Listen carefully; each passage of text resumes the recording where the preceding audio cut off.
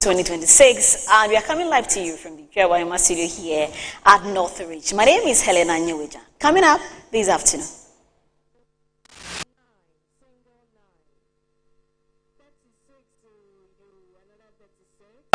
Bethlehem and environs, where the youth always come here to play football.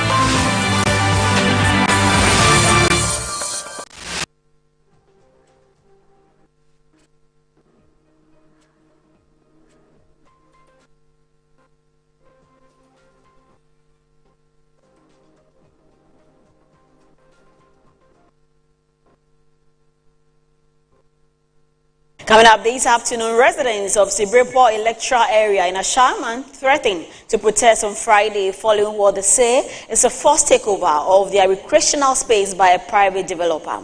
Also coming up on Good Afternoon Ghana this afternoon, Ghana starts World Cup campaign with a win after beating Panama in Group L.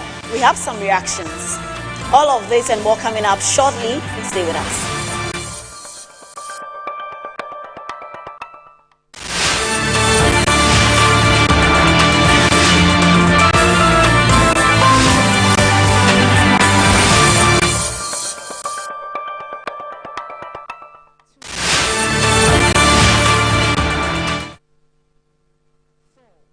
Thank you very much for keeping us company. My name again is Helena Nyeweja. And we start from here. Some residents of Sibreport electoral area in Ashaiman have threatened to protest on Friday following what they say is a forced takeover of their recreational space by a private developer. The residents say several meetings with the Tema Development Corporation over their concerns have yielded no positive outcome. By TDC or an unknown seller. We reported this issue to TDC since 2023, sorry. We've been following up till today. We haven't had any concrete resolution from them. Just last 3 days, we had a report that the said buyer, who is a private developer, has come here with building materials to come and build this place for himself. The community is against this because this is the only place, only open space left for the community. No hospitals, no market, no lorry stations, nothing. This is the only place. In fact, it was a very bigger, it was bigger, but the railway has taken a chunk of it. And what is left, very, very, very small for the community, now is being sold out to a single person to occupy. So we are rising up as a people that we will not agree. The youth are angry. Now, joining me for a conversation on this is Maurice Wisdom Kufwalo, the assembly member for the area. Good afternoon to you. Yeah, hello, good afternoon. Great. Now, tell us more about this development.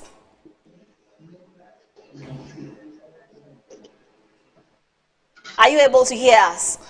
Yes, I can hear you now. Now, would want you to tell us more about this very development. Yes, so like you have just rightly said, this development came, I think, last week. But before last week, we've been trying to reach out to TDC to resolve this issue. If you can speak up a bit loudly, we are unable to hear you. Okay, so is it okay now? Yes. Yeah, so like I was saying that we got information of the sale of this park since 2023, and we did write a petition to TDC, which we have followed up several times, even including last year.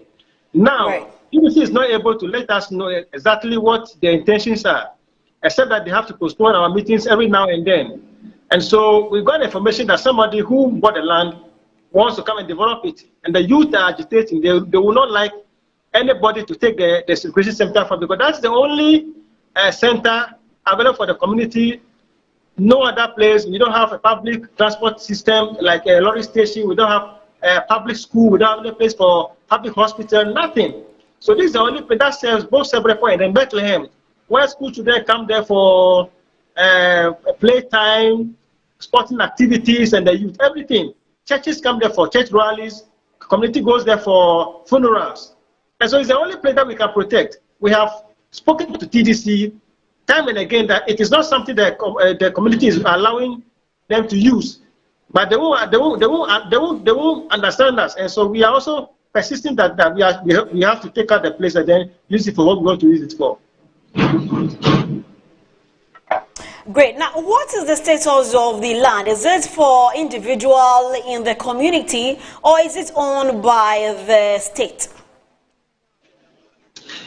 Yeah, so like I was saying, the land initially, since the 90s, the land was actually for the military, and then it was reverted to TDC as residence, because initially it was farmland. Now, when it was being sold, TDC was in charge from the beginning, sacking people and asking people to go for permit and arrest. But TDC, as a development corporation that is supposed to be giving this community all those things I have mentioned earlier, they haven't done so, except that they are interested in taking the money, for permit and all those things. But when it comes to development and demarcation, the place is not well developed, it's not well demarcated. They only come there to sell the land and they go. And so now you are even asking people to come for regularization, but you are not providing what is necessary for them to live as a community. So what makes a community when we don't have a police station, when we don't have a clinic, when we don't have a hospital, no schools? So what makes us a community that you want to come and then take money from us for regularization? And so this park has been something that the youth and the people have actually committed their strength into to hold from the 90s till today. And that is what we have been using. As for today, for you to come today to say you want to sell it, it's a no-no. It's a no-no. That is no said. But have you had any official engagements with the management of TDC? Yes, we have. We have had 2 sittings with them. Okay. In fact, when we sent them the petition, they didn't engage us until when we saw demolition going on. We had to call the MD to call them back. Then they called us for negotiation. We went there. They said, okay, we're going to hold on for any kind of demolition until the matter is resolved. We haven't finished that discussion, only for us to see somebody coming to develop. You understand? Right. Now, he's saying that you'll be coming the weekend to look at the place. You haven't come yet. Yes, somebody is yet to develop. They sent a representative on Tuesday to come and confirm that, yeah, the place has been sold by TDC and the person has a document to read, which we cannot agree to. Now, tell us, what will make you reverse your decision to protest tomorrow? Absolutely nothing. It's just like saying that we don't want to see a shipping container at the harbor. It is not possible. Nothing is possible. When you go to harbor, you usually see a shipping container. So surely, the community must have a football field. And so there is nothing that is possible to make it reverse to an individual. Okay. That is very well noted. We'll get back to you in a subsequent bulletin to find out how that will turn out, especially tomorrow. But thank you very much for your time this afternoon for joining us for this conversation. And that was Maurice Wisdom Kufualo. He is the assembly member for the area. Now, away from that, the Ghana Education Service has strongly condemned the assault on 2 teachers and the destruction of property at Boku Senior High School in the Upper East region. The incident is reported to have occurred during the ongoing WASSCE examinations, promoting heightened security measures and investigations into the attack. The incident involved some students of the school who allegedly attacked the teachers and damaged property amid the ongoing West African Senior School Certificate examination. Preliminary reports indicate that the unrest may have been triggered by the strict enforcement of examination regulations and invigilation procedures during the conduct of the examinations. GES says security personnel have since been deployed to the school to ensure the safety of staff and students, while academic and examination activities continue under enhanced protection. The service confirmed that security personnel have since been deployed to the school to restore order, with academic and examination activities continuing under strengthened security arrangements. GES further disclosed that a full-scale investigation is underway in collaboration with security agencies to identify all individuals involved. The service reaffirmed its commitment to ensuring safety, discipline, and stability across all schools in the country, and authorities have pledged that those found responsible will be held accountable in accordance with both GES discipline. Now, away from that, lead residents of Aboabo Kese in the Ashanti region have raised concerns over a potential cholera outbreak, citing an overflowing refuse dump and a deteriorating wooden public toilet located within the community. According to residents, the sanitation situation has worsened with the onset of the rainy season, increasing the risk of disease outbreaks. The resident of Aboabo Kese in the Fijakwa South District described the situation as alarming and appealed to authorities to intervene urgently to prevent a possible public health crisis. They explained that the refuse dump situated close to residential homes produces a strong and unpleasant odor, particularly after heavy rainfall. The residents further noted that children and the elderly are especially vulnerable to the health risks posed by the unsanitary conditions and called for immediate action to safeguard lives. They are therefore urging the District Assembly and other relevant authorities to relocate the refuse dump, rehabilitate or replace the public toilet facility, and strengthen sanitation measures in the area. The residents also appealed to health officials to intensify public education on cholera prevention, environmental cleanliness, and proper hygiene practices during the rainy season, as concerns continue to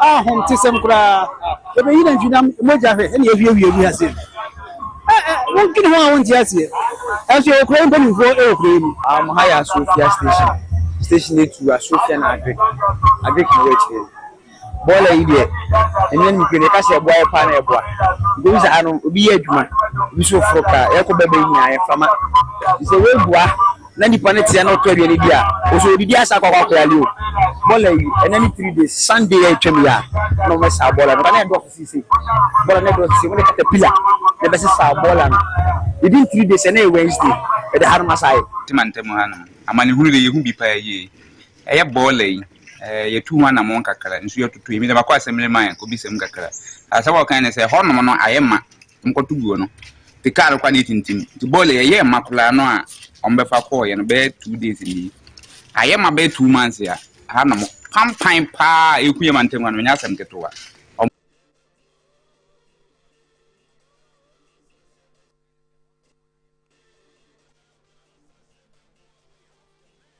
Now, the Ghana Standards Authority will soon commence the rollout of certification of organically produced agricultural products in the country. Speaking at the Stakeholders Engagement Acting Director General for the Ghana Standards Authority, Professor George J. says the certification scheme will help boost the access of Ghana's organic agricultural produce to international markets. Of agricultural commodities to global markets face several challenges ranging from rigorous compliance requirements in destination markets like the EU and the US, exporters failing to adhere to strict phytosanitary regulations resulting in temporary bans among others. The Ghana Standards Authority Organic Certification Scheme to boost consumer confidence, strengthen quality assurance and promote sustainable agriculture. Hence, the Ghana Standards Authority Organic Certification Scheme has been introduced to boost consumer confidence, strengthen quality assurance, and promote sustainable agriculture. Speaking on the sideline of the meeting, Director General of the Ghana Standards Authority, Professor George J. urged government to invest more in Ghana's organic certification scheme. Organic certificate market is about $220 billion US. That's 2024, and it is projected that by 2030 2030, we will hit almost 400 billion US dollars. So it's a key area Ghana should invest in. And with certification, Ghana is coming to be a key hub in West Africa. Our brothers from the West African sub-region can rely on us to get certification to the European markets, American markets, and all that market that need certification. The support of our partners, in fact, currently we have the basic infrastructure of our laboratories set up. So when they finish the last stage of the certification process and the certification, the standards are gazetted, the certification can come out at any very soon. Head of Component Invest for Jobs at GIZ Ghana, Eunice Ejapong, has called on smallholder farmers in crop production to take advantage of the certification scheme. Came up with this project together with the Ghana Standards Authority as a German Development Corporation to be able to come up with a number of these measures. Now, in the end, one will be able to have locally, organically certified products done here in Ghana, which we're informed that this is actually going to be the first in West Africa. So this is a big milestone for us. The second aspect is that it's going to go a long way to support our small and medium enterprises, especially when we have this now locally here in Ghana. Currently, the system is such that to get the foreign certified ones, it's quite expensive. The GSA Organic Certification Scheme will ultimately help local farmers and SMEs bypass the high cost of foreign certification while expanding the access to the booming global organic market. The official logo for the certification scheme was launched. More business this afternoon as the Ghana Enterprise Agency has signed a partnership agreement with the U.S. Virgin Islands to advance trade, tourism and also investments in both countries. Now speaking at the signing of the partnership, Chief Executive Officer of the Ghana Enterprises Agency, Margaret Nsay, said the agreement would help provide SMEs to Ghana access to a ready market and investment opportunities. The Ghana Enterprise Agency exists to promote and develop the micro, small and medium enterprises sector in Ghana. The signing of the Memorandum of Understanding between Ghana and the U.S. Virgin Islands will open up trade and investment between the two countries. Chief Executive Officer of the Ghana Enterprises Agency, Margaret Nsay, speaking to the media after the signing ceremony, said the agreement would provide a ready market for Ghanaian enterprises. With the Ghana Enterprises Agency, we are the only mandated agency that is supposed to promote and develop SMEs in Ghana. And developing SMEs, apart from access to finance, the major challenge is access to markets.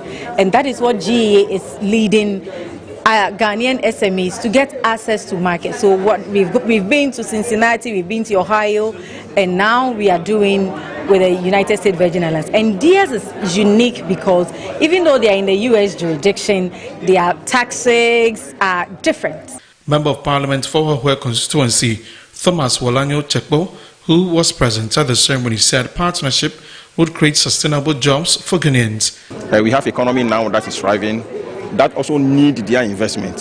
So it's not just going to be they coming to help, but it's a partnership that will help both countries, that will create sustainable jobs. We are grateful for GEA, that's Ghana Enterprise Development Agency, for organizing this summit for business owners, entrepreneurs, SMEs to come together and listen to the new partners that we have. So that, who knows, our businesses can go out there and invest. Their businesses will come to Ghana and invest. CEO of Virgin Island Economic Development, Wayne Biggs Jr., said Virginia is ready to assist Ghana create more markets for their products.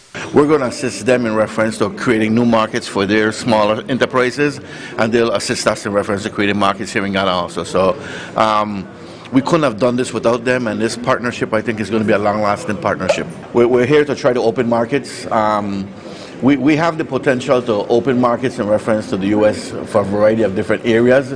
We're looking at particularly entities that do manufacturing and assembly, people that are in the Business this afternoon, trade between Ghana and Italy reached about 700 million euros last year. This was a slight decline compared to 2024. The Italian trade agency director Luigi Pucca disclosed during an interview with Metro News on upcoming water technology workshop by the embassy. Director of Italian Trade Agency Africa, Luigi Pucca, revealed that the two-day workshop, scheduled for July 8 and 9, will bring a delegation of leading Italian companies specializing in water treatment, wastewater management, pumping systems, and filtration technologies to Ghana. The initiative, according to Italian Trade Agency, aims to foster business partnerships, technology transfer, and commercial cooperation between Italian solution providers and Ghanaian stakeholders. He revealed that the Italian Trade Promotion Agency, Italian water tech firms specialized in flow control solutions, environmental technologies, and sustainable water infrastructure will also feature prominently in the workshop. Nowadays, in Europe and in Italy, there are some rules and law that enforce the research and the developing of technical solution that in some way are supposed to be environmental sustainable. The company we brought in Ghana, they are excellent in filtering water and cleaning water, pumps, valves, and all the industrial environment that surround the treatment of water in civil, in industrial, and for public utilities. He also highlighted the trade volumes between the two countries, adding that the initiative is to increase trade volumes in respective countries. Data last year shows a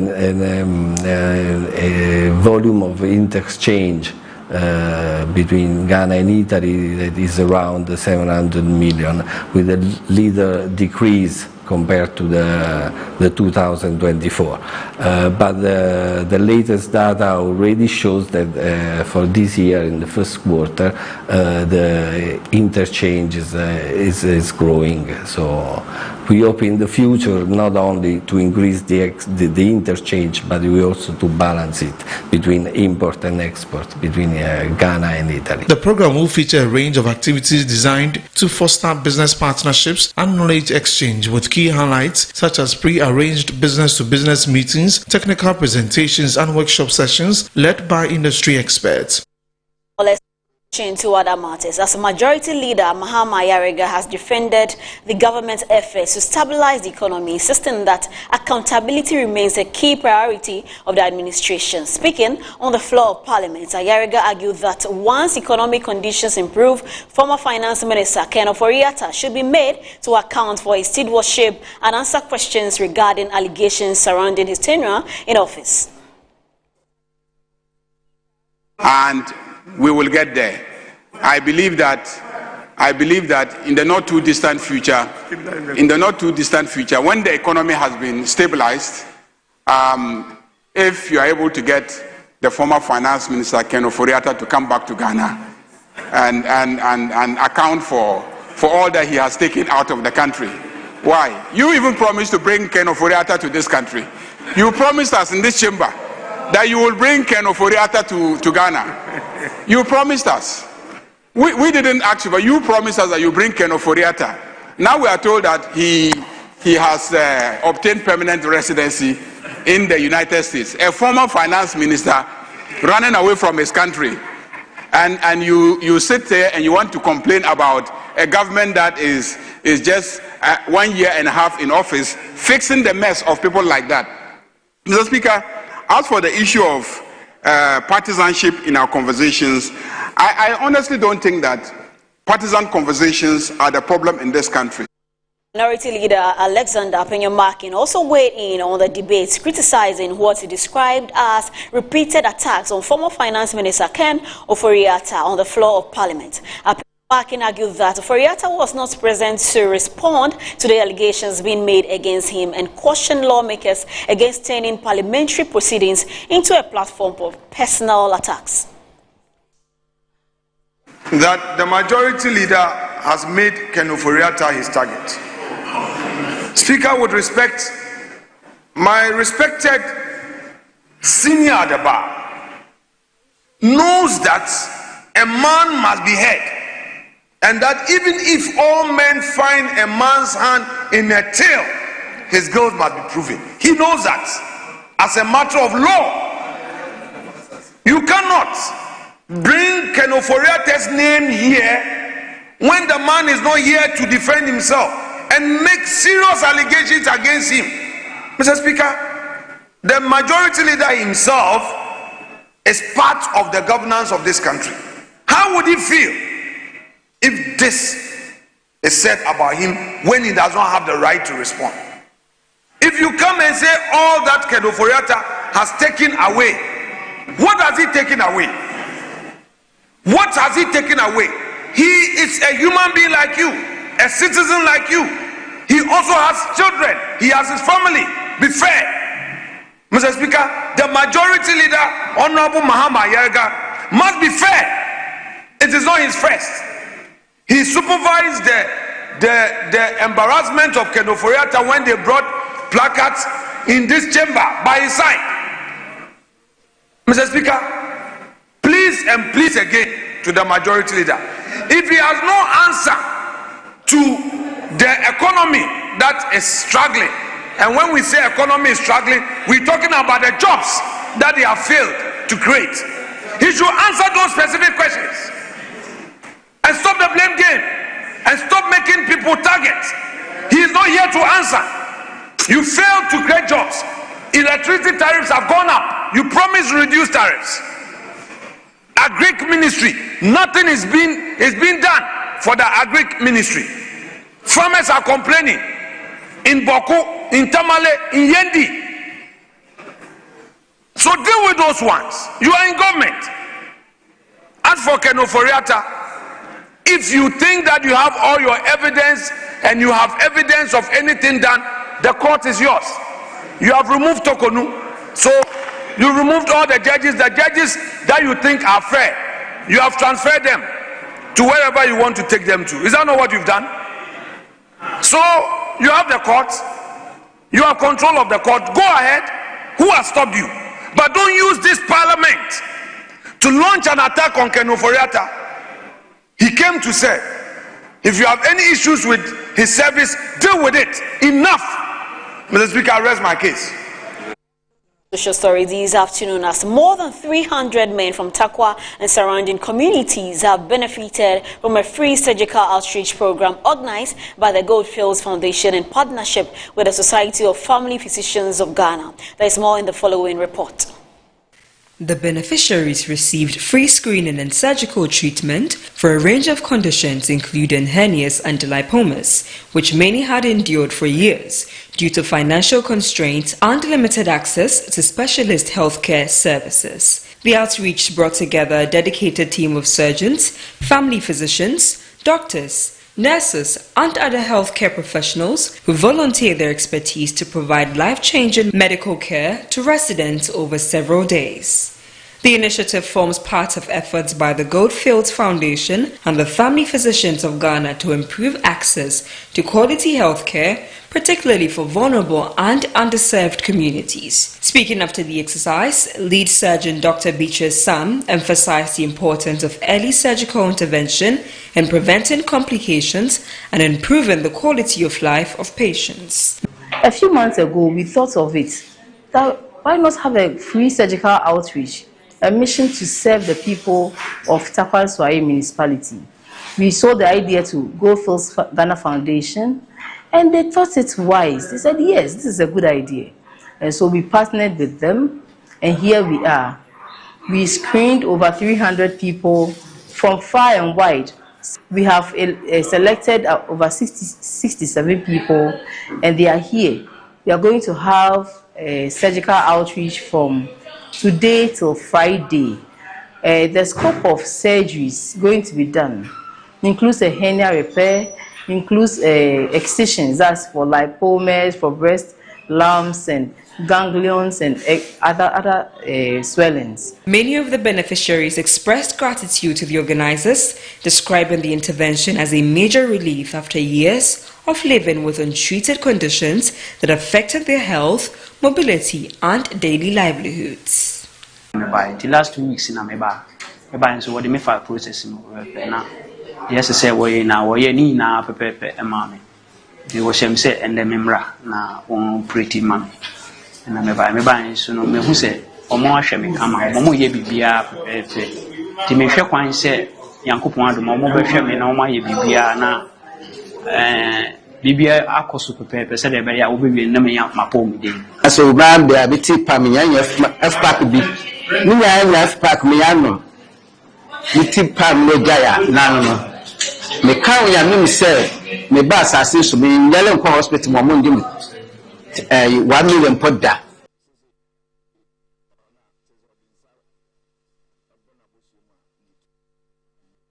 So wrap up for the news updates here on Good Afternoon Ghana. My name is Helena Nyeweja. We are going for a very short break. When we come back, there'll be more on Good Afternoon Ghana. Do stay.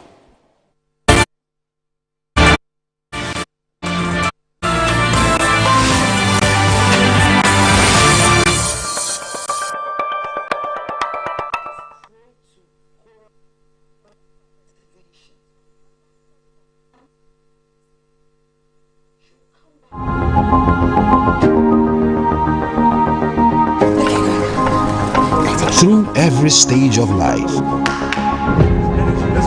some things simply stay with us. The spirit of never giving up.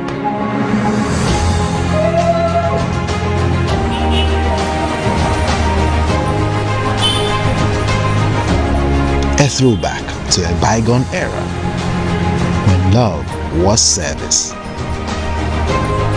The silent statement of love.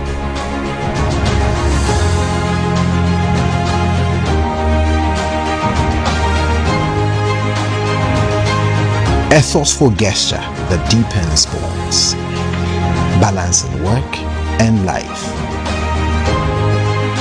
Every drop refreshes, every sip hydrates, just as it should. I am awake, one for life. Drink water, drink awake. Supporting the National Cardiothoracic Center. This advert is FDA approved. In my line of work, a confident smile is everything. Kel Charcoal Toothpaste keeps me on top of my game and ensures my smile is always radiant and bright.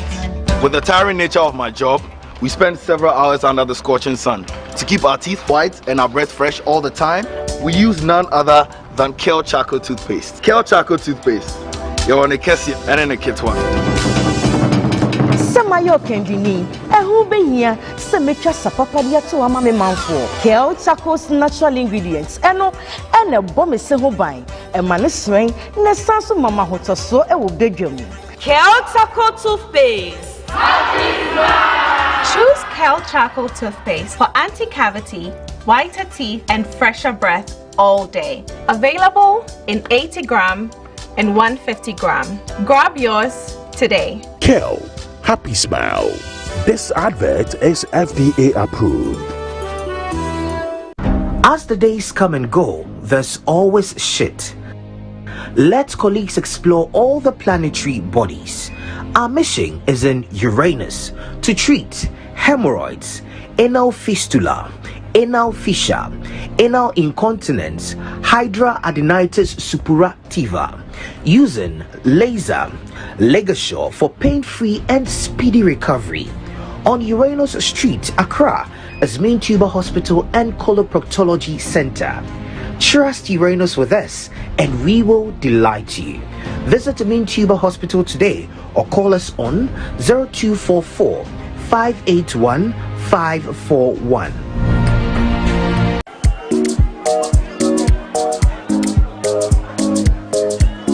Madam, I'm looking for Abena. Abena, there's someone looking for you.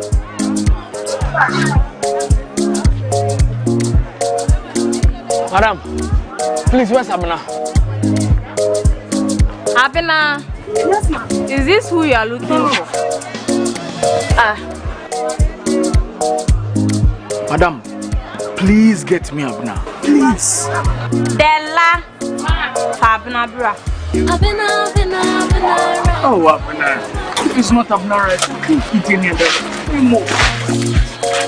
Abner rice. And Nijin Kwa. FDA. Ajayadi in Kratz way yatsum.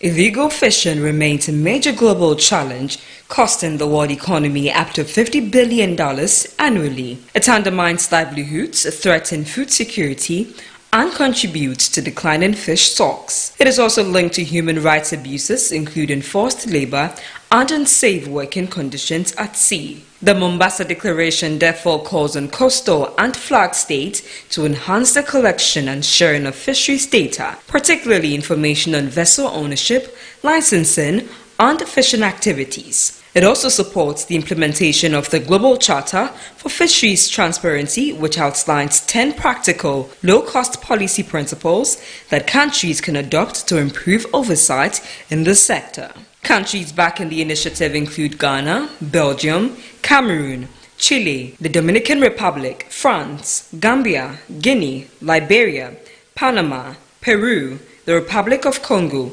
Somalia, South Korea, and Papua New Guinea. Signatories are expected to begin implementing the declaration's commitments immediately, while encouraging other nations to join ahead of the next Our Ocean Conference in 2027. Ghana's Minister for Fisheries and Aquaculture, Emilia Arthur, emphasized the sector's importance, noting that 60% of the country's animal protein comes from fish, while about 10% of the population depends on fisheries for their livelihood. She described Ghana's decision to sign the declaration as a step towards stronger international cooperation and transparency in the industry.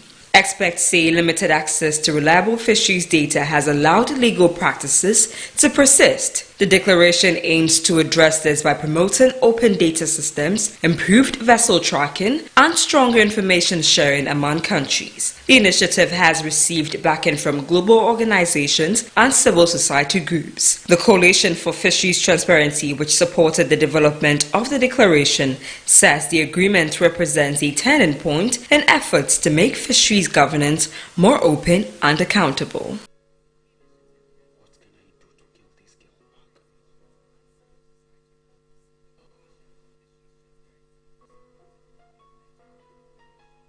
Right, welcome back to the show. Good afternoon, Ghana, here on Metro TV. Today is Thursday, the 18th of June, 2026.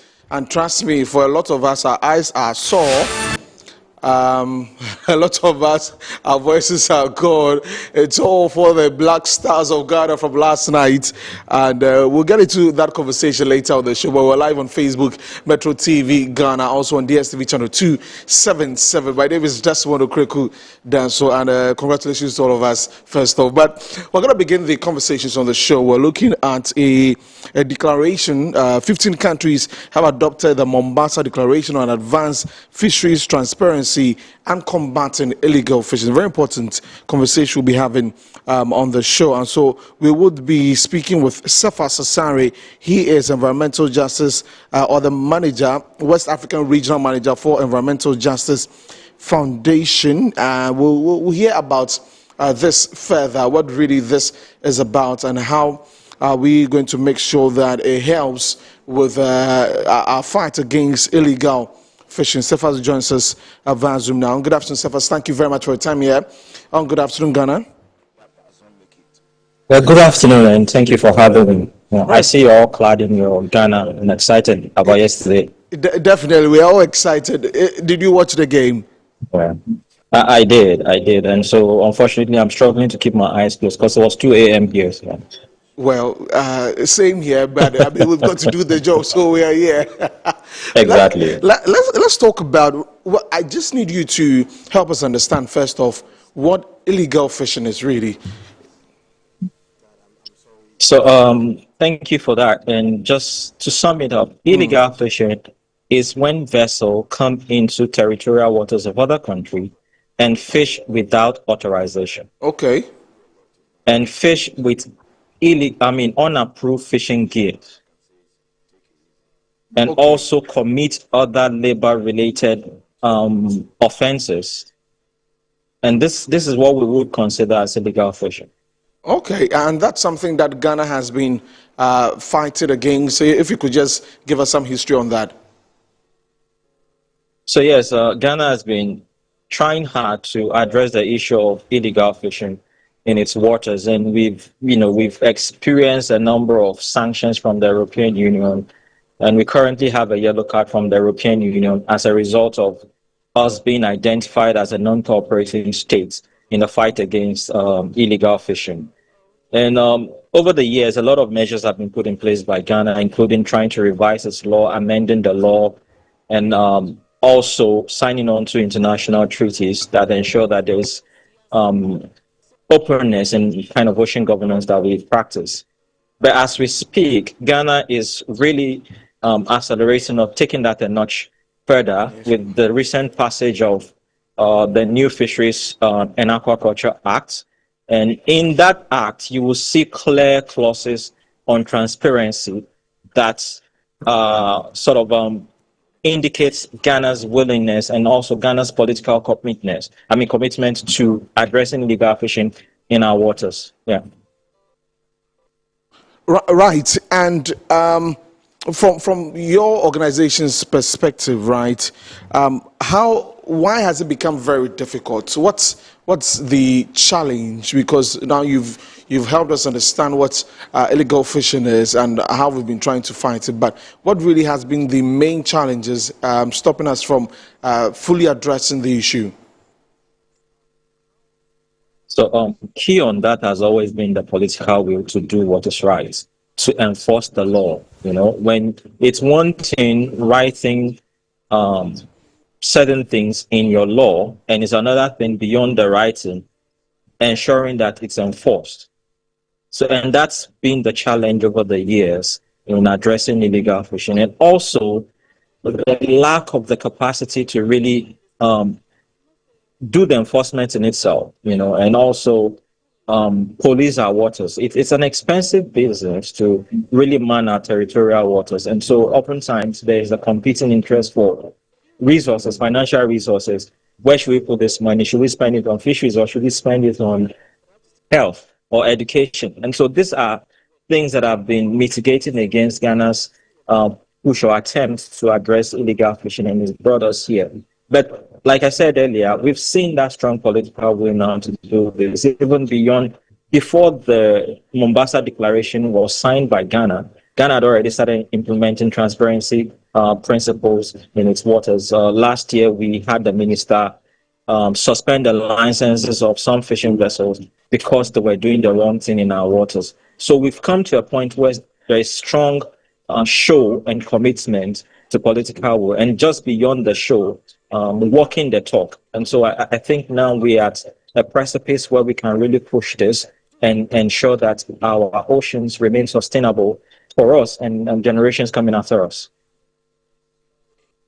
Mombasa Declaration was endorsed at the 11th Ocean Conference that was held in Kenya. And so Ghana and 14 other countries have signed on to that. Many a times we hear about such conferences, such agreements happening, such declarations, but you talk about the political, especially for Ghana.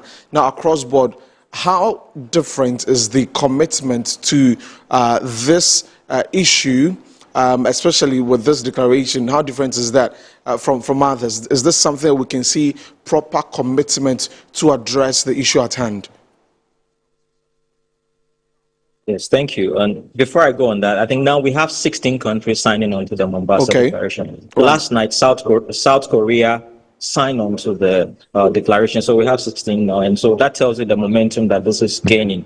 And yes, in terms of how is this different from other things that has been signed in other declarations, this is a set of measurable principles to enhance transparency that countries that are signing on to this can actually be measured against. So, for instance, if you commit to ensuring that vessels coming into your waters to fish have unique identification number, like you have vehicles having their own registration number, those vessels have it before you give them license. This is something that can be verified from your data to see that, yes, did you really do this or you just gave it without due diligence?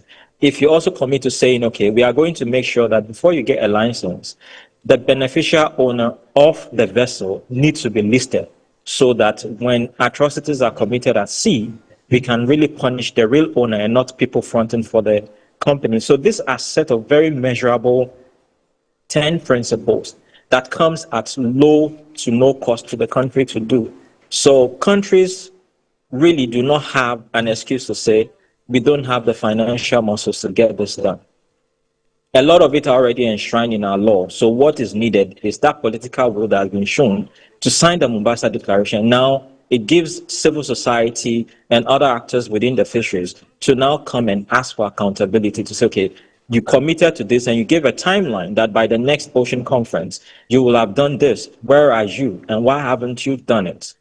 So yes, this sets it apart. And also we have so much momentum and also so many civil society organizations across the world backing this and can push for accountability. We have over 50 civil society in the ocean space sign up to this and supporting this globally to make sure that countries just don't sign, but they walk their talk at the end of the day. Right, Cephas, and so with this particular declaration, now you say 16, so it means that, of course, South Korea is outside the borders of Africa, and it cuts across. What are the immediate concrete steps? When we talk about declarations and some of these agreements, usually it is seen as a long-term project to be able to combat the issue at hand, which in this case is illegal fishing. In the short term, what are the concrete steps that we can implement to make sure that this declaration actually works? Yes, in the short term, Ghana has already started. So one was the new law that was passed to make sure it is robust and enshrines transparency clauses in there. So Ghana has already started doing that. And in there, you have Ghana saying, for you to register, you need to show who your beneficial owner is. For you to register, you need to have unique identification number. So these are steps that Ghana has already started, and we are going to follow to see that, yes, it's not just, like we say, a 9-day wonder, but it's something that is going to continue. And this is particularly important when you were doing the summary. You gave a lot of statistics on this. It's very important that we get to the point where our ocean is transparent. That is the only way we can address illegal fishing, because illegal activities thrive in the dark. And the transparency measures that we are asking countries to adopt brings illegal fishing out of the shadows and into the light for accountability. Okay, great. So if you just tune in, we're speaking to Cephas Asare. We're talking about the Mombasa Declaration, and that's a declaration that 16 countries have agreed to, and that is a global commitment aimed at improving transparency in the fisheries sector. We know that the Navy is supposed to be, helping us, especially with some of these things on our seas. Yesterday, we had the Ghanaian Forces in studio on the 50th anniversary of the staff, the Command and the Staff College. In terms of the work that the Navy is doing, do you think that it has been impressive? Do you think that there's more room for improvement to safeguard our water bodies and even help with the situation of combating illegal fishing?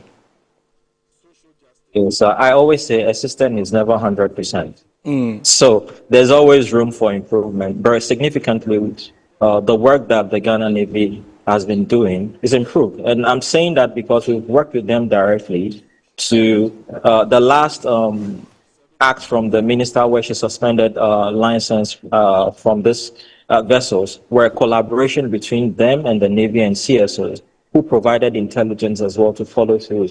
And so this shows that, yes, there's commitment from all sides. And beyond the Ghana Navy, there has also been extensive collaboration across the region now, through the Regional Fisheries Management Organization called the FCWC, where there is a regional monitoring, control, and surveillance unit that is helping countries within the Gulf of Guinea ensure that they carry out patrols, they monitor the waters through remote satellite devices to ensure that vessels are doing the right thing in waters across the Gulf of Guinea. So yes, there has been very good improvement with the work that the Navy is doing with the Fisheries Ministry and also even collaboration with CSOs as well. Right. As we talk about this, there are also quite a number of challenges affecting the fisheries, sector, and that includes climate change, and as we talk about illegal fishing and all of these things. And we see a lot of these things, happening in the next 10, 20 years. And the data sometimes doesn't look too good in terms of what it will be like. What can we do about it? Because we need to still get our fishes fresh and nice to be able to consume them, healthy fishes, definitely. Yes, like you, I also love my fish, fresh and healthy. So, yes, climate change is something you and I cannot really control, even though there is science there that is trying to stem the tide. But in the interim, things that are human-induced, anthropogenic actions, can be addressed. Okay. And that is one, ensuring that when fishers are going fishing, there is the prescribed gear they need to use to fish so that they don't harvest small size fish that are meant to be in the ocean to replenish the ocean. There are laws that says when you should fish, where you should fish, and how you should fish. And these are things we can control to ensure that our fisheries remain sustainable. You and I go to the market, we get fresh fish to eat. Generations coming after us also have an ocean they can benefit from. So these are immediate and also concrete and tangible things that we can do, regardless of the impact of climate change. The rest is, human cost, and we need to be able to address that. And that is what the declaration seeks to do. That is what transparency seeks to do on our ocean. Right. What would be a success story for Ghana? Success story for Ghana.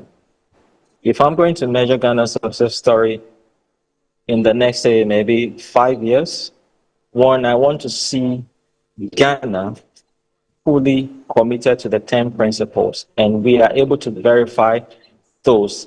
And two, I want to be able to go to coastal fishing communities and they tell me stories of change, stories of how they are able to go at sea now and they don't get harassed by industrial trawlers. They are able to come back home with enough catch of the day. These are the two things I would be, measuring Ghana on. And maybe lastly, how well Ghana shows leadership, the leadership it started, how well that leadership influenced other countries across the region to also make sure that they are committed to sustainability, they are committed to transparency on their ocean. So these are the things I will be looking at as success for Ghana in the next 5 years, maybe. Right. Safas, thank you very much for joining us. If there's any other thing that you want to touch on before we wrap up on this conversation about this all-important declaration.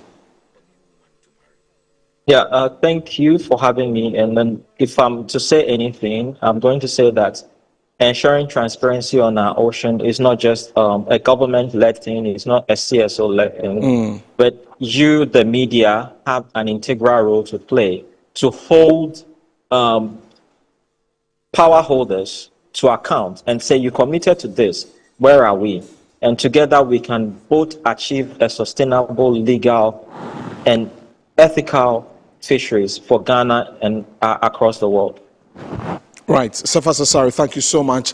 He's the West African Regional Manager for Environmental Justice Foundation, helping us understand the Mombasa Declaration, where 16 countries now across Africa, Asia, Europe, the Caribbean, and the Pacific have adopted this declaration, a new global commitment aimed at improving transparency in the fisheries sector. Let's take a look at that declaration, and then when we come back, we'll take you to Tema, where Zoomlion and its partners are still on the exercise of the silting and dredging to help mitigate the impact of flooding as when the rains come down. Before we do that, let's take a look at the story on the Mombasa Declaration. Illegal fishing remains a major global challenge, costing the world economy up to $50 billion annually. It undermines livelihoods, threatens food security, and contributes to declining fish stocks. It is also linked to human rights abuses, including forced labor and unsafe working conditions at sea. The Mombasa Declaration therefore calls on coastal and flag states to enhance the collection and sharing of fisheries data, particularly information on vessel ownership, licensing, and fishing activities. It also supports the implementation of the Global Charter for Fisheries Transparency, which outlines 10 practical, low-cost policy principles that countries can adopt to improve oversight in the sector.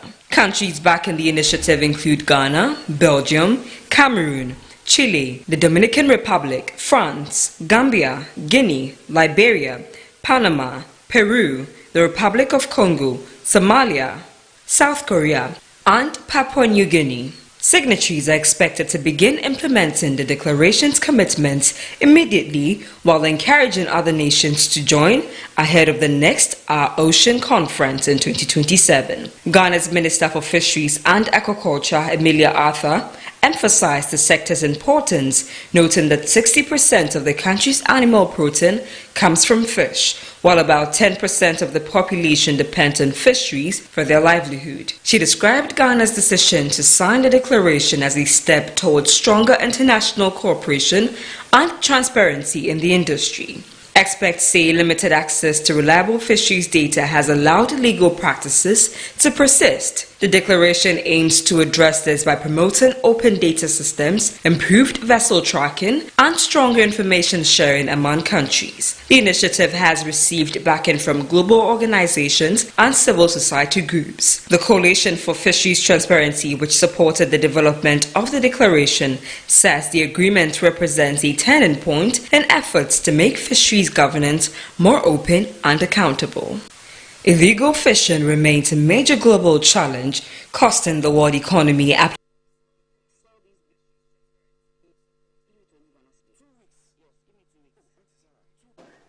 Right, so moving away from that conversation, and we're going to Tema now, because Zoomlion Ghana and NADMO continue the clearing of drains at many parts of the capital. And if you've been following, you know that yesterday they were at Achimota, Bokobi, and a number of areas. Today, they're at the BBC station at Tema Community 2 to help with the situation. That my colleague Eko Sechi Saki is with the team, and he joins us via Zoom to give us more details on that. Eko, good afternoon. I thank you for joining us. Share with us what it's been like this morning.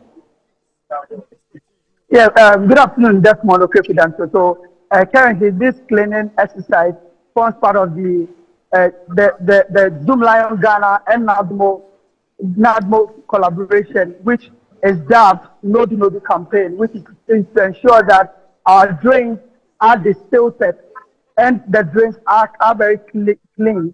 This is to ensure that the perennial flooding situation that is mostly characterized the capital is being settled. At the moment, the campaign has already started. The team has done a lot of distilting in some areas within the capital. They've been to Seko, they've been to Medina, they've been to Abokobi. Currently, we are at Tema West Metropolitan Assembly, and the specific place is called Tema BBC Station. That is the name that I was being told that is the name for the area where the cleanup exercise is currently ongoing. You can see in the background the excavator that is distilling the sediment from the drains to ensure that the drains are very clean, in order to ensure that there is a free flow of water. I have with me the assembly member for this particular electoral area. I'll be engaging him to speak to him with regards to how the exercise is currently ongoing. This exercise is being done in conjunction with the Tema West Metropolitan Assembly. I'll be engaging the Assemblyman pretty shortly to find out how the exercise is going and what the challenges are when it comes to sanitation situation in the area. So, good afternoon. You are live on Metro Television. Hey, good afternoon. Thanks for having me. What is your name, please? My name is Rexford Ferryoma of Nata. What is the name for this electoral area? Assembly member for Afro electoral area. What can you talk about the desilting exercise today? What time did you start? How is it going in terms of community participation? How are the people coming together to ensure that the drains are being cleared? Okay, so currently or apparently it is a program being organized by Zoom Lion in collaboration with the assembly, that is Tema West People Assembly. And I am the representative of the people over here, that's the assembly member. So I was informed this morning that there will be a cleanup exercise in my community. And that's why we find ourselves here. Currently it is ongoing. I believe everything is moving on well. So far, so good. What time are you likely to end today's cleanup exercise, and which key areas that you are covering today in terms of clearing of the drains? Okay, so with the ending, that is until the last bottle or the last object is off from the ground. So I cannot say we are polluting around 2 or 5 until the last object is being executed from the area. Currently, we are to BBC station. Yes, and we are trying to cover from Agbamami to the Shell filling station or to the Italian flats of the area. We are taking the stretch of this main road. That is the gutters between the gutters on the shadows. How will you describe the exercise thus far? Has it been very smooth? And in terms of community participation, how are the people in the community taking part in the exercise? There's a word that I use whenever I do something that is overwhelmed. I would say so far it is very romantic. Yes. Because I didn't expect things to be in this level. We call for a vacuum machine and then assembly and deliver. But whatever we call for, they are on the way coming. So I believe by the end of the day, it will be even more than romantic exercise that we are doing. Well, within the electoral area, in terms of sanitation, what are some of the major challenges that is confronting the electoral area that you think needs urgent attention to be addressed? I would say with the sanitation exercise, with the community, I would say it is very poor. Whenever you organize a cleanup exercise, the community itself, they feel reluctant to come. What you are talking right now, it is the Zoom Lion team that is working. The community are watching the assembly member and the people that are doing the exercise. So I will take this opportunity to plead and to ask them to contribute in every exercise that we are doing. Already there's an already set up program that's supposed to be done. Every first Saturday of the month, you're supposed to clean your frontage. And I believe that as citizens, we should absorb that and then do as such. In terms of the cleaning up of frontages, is it something you are going to reintroduce, or how is it like? Is it on hold for now, or it is not really effective? It is ongoing, but it's not really effective. And I believe I will plead with the government and then with the assembly itself that they should empower we, the assembly members, to make sure such programs are being done. Also, I will say, under corporate social responsibility, there are a lot of companies around this thing. But whenever you give them a letter, nobody helps. They will either tell you didn't come in time or you come too early. So I also plead with them. Whatever happens to this community will usually bounce back to them. So they should contribute to whatever they do in this community, especially to sanitation duties or sanitation programs. Finally, what would you have to say to Zoom Lion Ghana Limited, the waste management company that is spearheading all these initiatives, in order for them to do a bit more? I would say a very big thank you to them, congratulate them, and give them thumbs up. Actually, let me use my 2 hands to give them thumbs up. This is a marvelous job. I'll give them thumbs up. Where's my podcast? I'll give them thumbs up with this. Zoom Lion, thumbs up. By Yadasi, Ebin Sam breaking. Yes, it shouldn't be a one-day program. At least every quarter, every 3 months, And here we should feed them, and then let's put up the community in shape. All right, thank you so much for speaking to us. So you just heard you just heard the assemblyman for this particular electoral area. I'll be engaging a bit more of the residents to pick a thought on what they make of these exercise and how it's going to be very impactful. I've seen one aged woman. She is poised to voice out. Madam, you are live on Metro Television. Kindly mention your name. My name is Harriet Mensah. Madam Harriet Mensah, I can see that you are not too happy about, some of the activities or some of the practices that some of the community folks have been doing with regards to the sanitation issue. First of all, what do you make of these, the dredging exercise, the desilting exercise by Zoom Lion Ghana Limited, and also the Tema West Metropolitan Assembly? Honestly, I want to thank the Zoom Lion for coming in, because I have seen them. I was in the house, I was trying to go out when I met them, and I approached them and I asked them a lot of questions. So I want to thank Zoom Lion and Nat for coming to our aid, because it's a very serious matter that we are going through here in this community. You mentioned serious. What are some of the serious concerns that? Rubbish and that somebody has found. I don't know what is inside, but they put it just around the big gutter, which is very bad. I don't know how they do it. They bring them there. Sometimes you see other rubbish coming straight from people's houses into the gutter. But I don't know where it comes from. You cannot go and attract anybody. You cannot ask anybody anything. So everybody sees himself or herself as a lady and a gentleman. But yet, we find all these things here. How did it happen? But as a community, and also someone who lives within the community, have you been able to raise some of these concerns to authorities? Bring it up so that they see how best they can address the situation. It was yesterday when I was coming and the drain was full. And I use yam.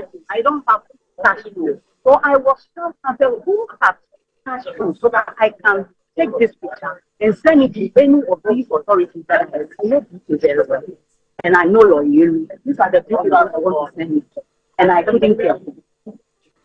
So it means that the drain situation is very bad here. When it rains, does it flood the area? Does it cause flooding? I've never seen it before. But yesterday, I saw it. That the drain has taken the whole place. I was coming to buy some things from where I live.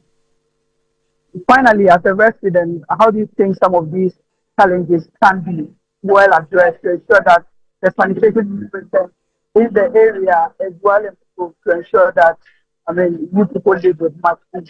You know, when it is raining, everybody is inside. I think the government has to bring in, if it is a CCTV camera or whatever it is, so that when somebody drops something inside the gutter, we can arrest the person, and then the person will be sent to the police station or to be prosecuted or prosecuted.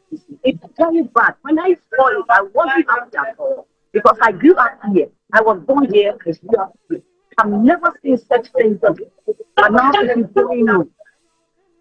It looks as if a lot of people doesn't have ability to live or what. I just don't understand. But I sit down and I think about all of this. So I was even suggesting to do live on that. It's possible. Then there must be a law. They must pass out a law. They must get dustbins, big dustbins for these companies that have been working on this the drinks.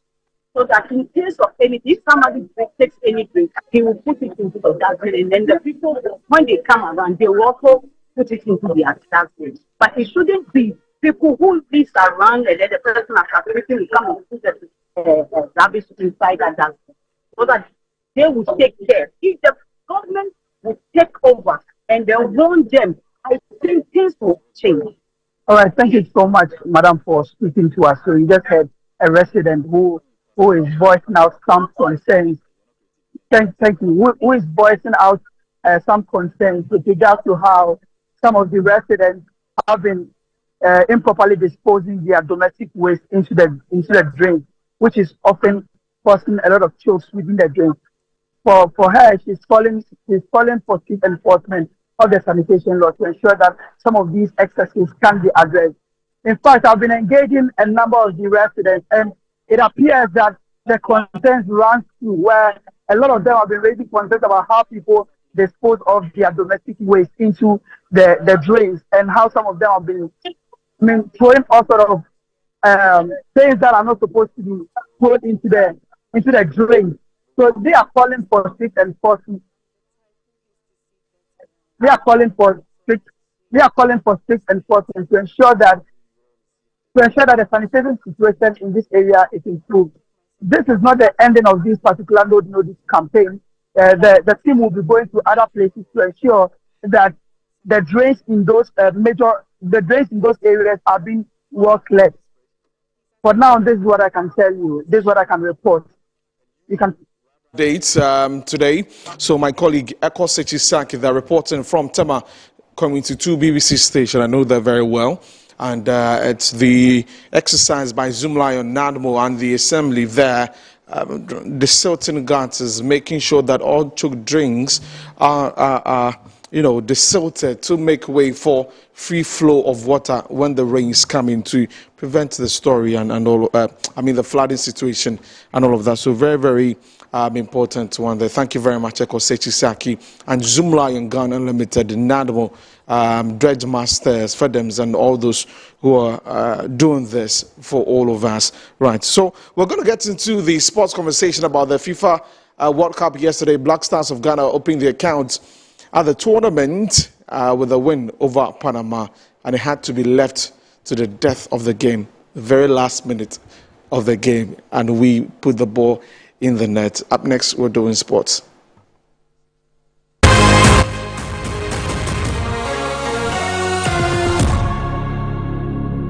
Even before kickoff, many Ghanaians had already prepared themselves for a nerve-wracking experience. Ahead of Ghana's World Cup opener against Panama, social media was flooded with a mixture of support, anxiety, and humor as fans braced themselves for another Black Stars experience. While many rallied behind the team, years of what netizens describe as disappointment left supporters approaching the match with caution.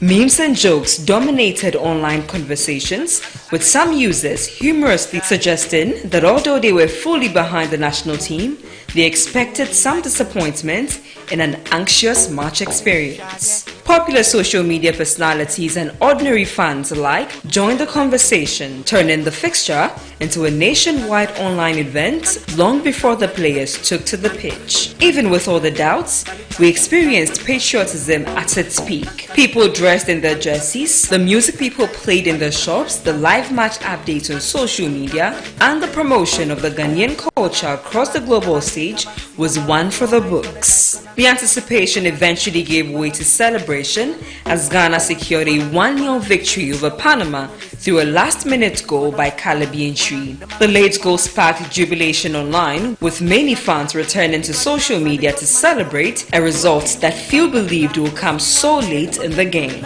Across the football pitch in Canada and watch parties across Ghana and the globe, Ghanaians danced. Famous of them was the iconic victory dance by the veteran player Samoa Jan and a worldwide sensation Kakalika dance. Ghanaians are pumped and ready for the next match.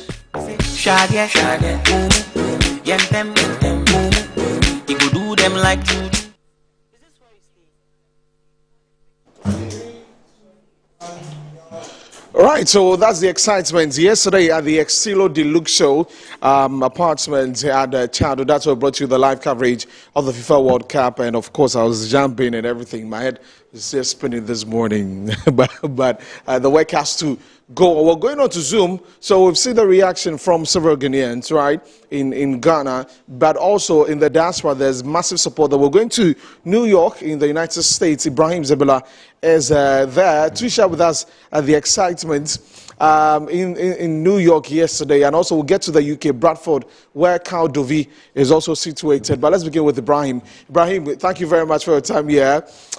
How did you enjoy last night's victory? Yeah, thank you very much, Desmond, and good afternoon to everyone in Ghana. It's still morning here in New York, and I'm telling you, yesterday's victory was very sweet, and it was celebrated very much here, like it was in Ghana. It was like a replication of the jubilation that was happening in Ghana, was what was happening in the Ghanaian community here in New York. I myself and others went to the Times Square to watch it. We couldn't make it to Canada, so we had to go to Times Square. And as I went there, I met with some Ghanaians there, and we watched the match over there. It was intense. The first half was a very disappointing. A lot of people were not happy with the play in the first half.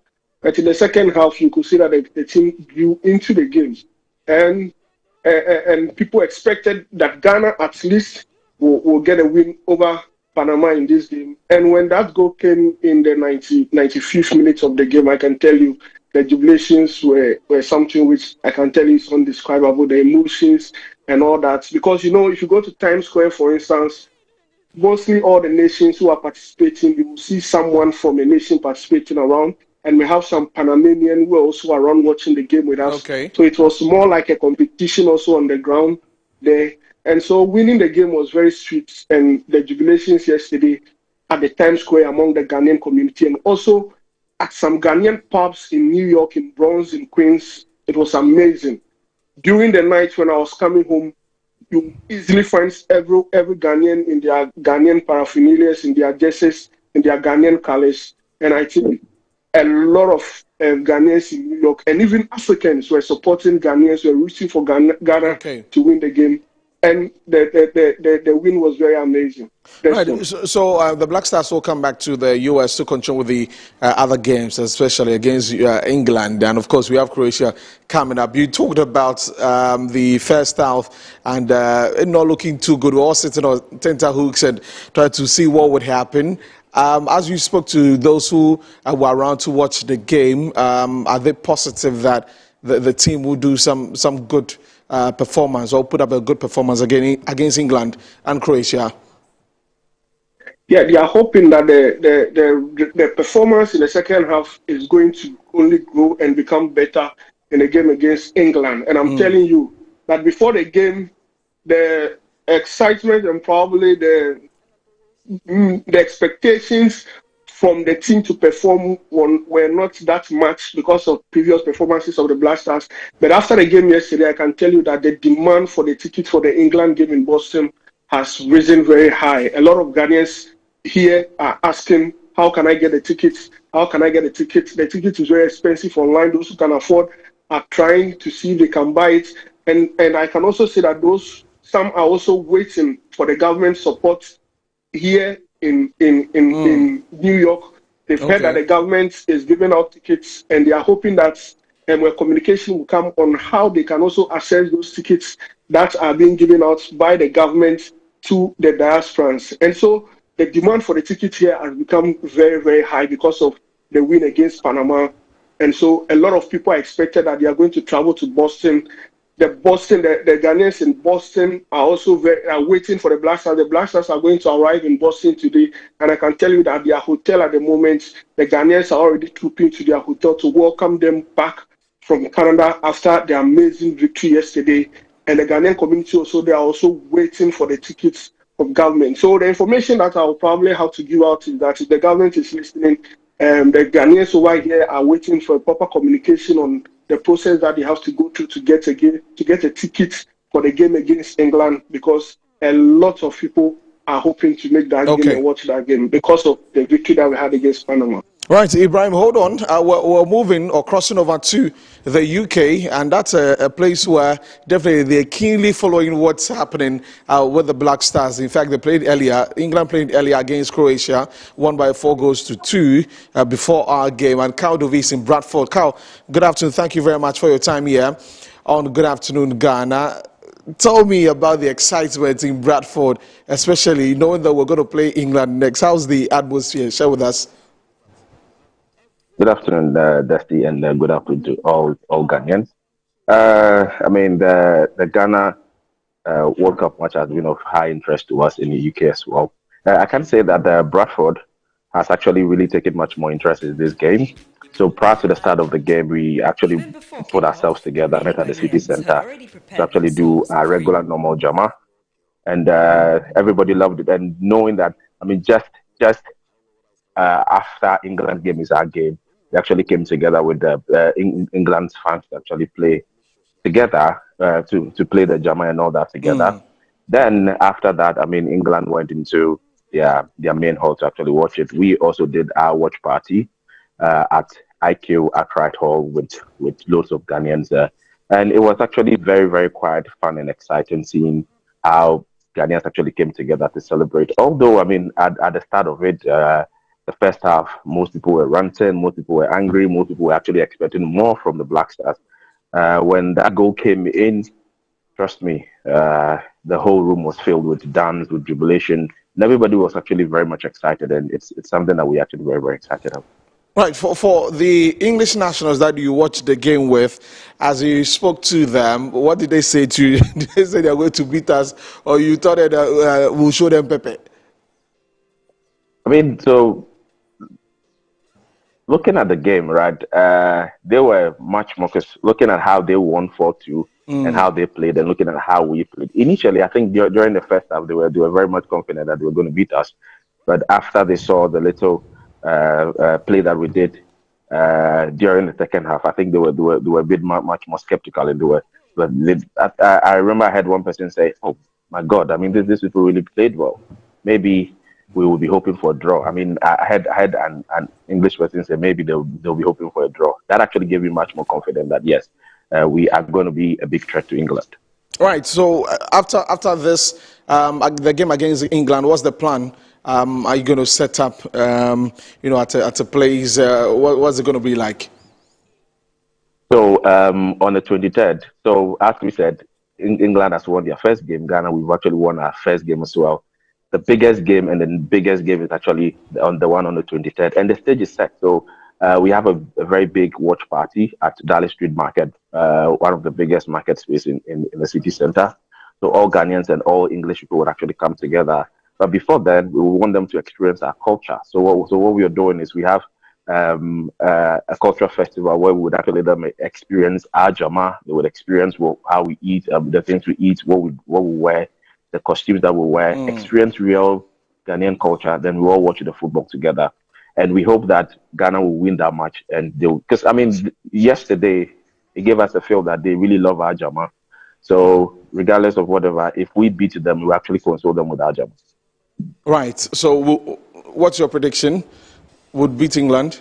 So I'm very optimistic that Ghana is going to beat England 2-0. Oh, 2-0. Okay. I thought you say we'll do well. That can mean a lot of things. I am very optimistic that Ghana will beat England 2-0. But however, we might be very kind enough to actually give them a consolation goal. That'll be maybe 2-1. Okay, but right. My main prediction is 2-0. Right, Cal, thank you very much for your time here. Cal Dovey is based in Bradford in the UK, sharing with us the atmosphere yesterday as the Black Stars played against Panama. And of course, we'll have to play England next on the 23rd of June, and we'll see how that goes. Zebula, let's wrap it up with the anticipation for the next game. We see all the morale, all the jama, all that's happening in Boston, in New York, in Miami, in all of these places where Ghanaians are. Share with us from now to the game day, what is going to be looking like? Well, I think from now to the game day, a lot of people, as I talk about, will be hoping to get tickets. When they get the tickets, I'm sure they are going to be traveling from New York to Boston, from other states, from Ohio, to Boston, from other states, and everyone is scrambling for the tickets now. The anticipation now for the England game is very high because of this win, and everyone would like to experience the Black Stars, because it's once a lot of these diasporans, because they've traveled from home, don't have the opportunity to watch the Black Stars live, and this is one in a lifetime opportunity that they'll have. And so a lot of them are hoping to travel and to watch the Black Stars in Boston. Those who will not be able to make it, the Ghanaian pubs over here will be setting up to welcome Ghanaians and welcome everyone who is ready to support the Black Stars, and they will be sitting behind their televisions and they'll be seeing the Jama as usual before and after the games in anticipation of the game against England, and hoping that the Black Stars can pull one off again against the Three Lions of England. Right, Ibrahim Zabala, thank you so much. He's a journalist based in the U.S., New York.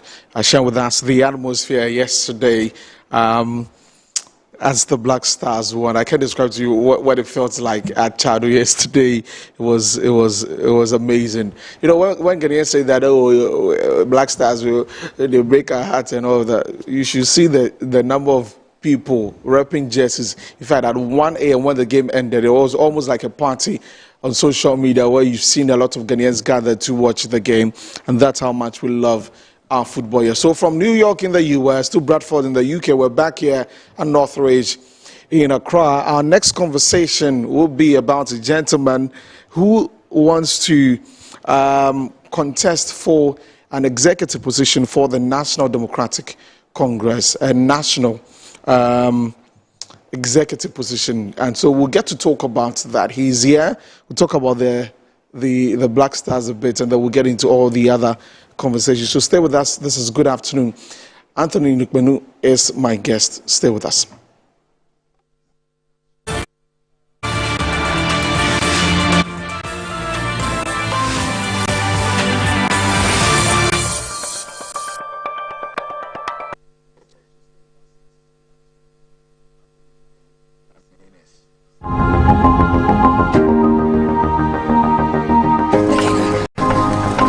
Through every stage of life,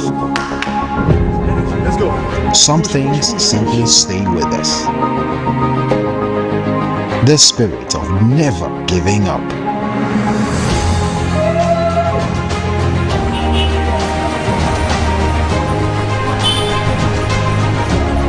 A throwback to a bygone era when love was service. A silent statement of love.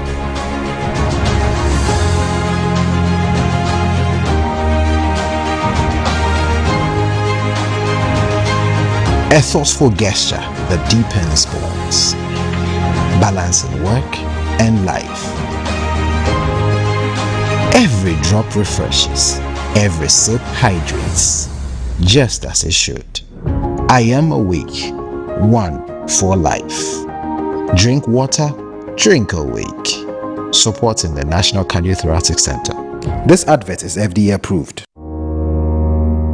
Finding my dream apartment in just 2 days was a breeze with 7terragh.com. Looking for your next home, the perfect piece of land, or the best commercial property for your business? Are you worried about sending money home for property and finding nothing when you return? Well, worry no more. 7terragh.com is just a platform to find prime lands, perfect properties, or vibrant real estate development at the click of a button. 7terragh.com is your go-to property listing platform that allows you to register, list, rent, buy or sell, and connect with correct agents. With our AI-powered smart search, personalized dashboards, verified agent connection, and interactive property maps, all your property needs have been made easier. Check us out on 7terragh.com or contact us on 0302-998-246 or 0561-032-252.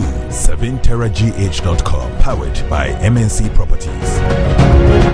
We're kicking your year off in all her glory with more, because we got you. You get it? You know that. We got kicks.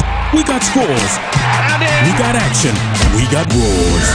It's my specialty. We got drama. We got fun. We got more for everyone, with an upgrade on us just for you. More channels, more shows, more reasons to stay. We got you. DSTV, we got you all the way.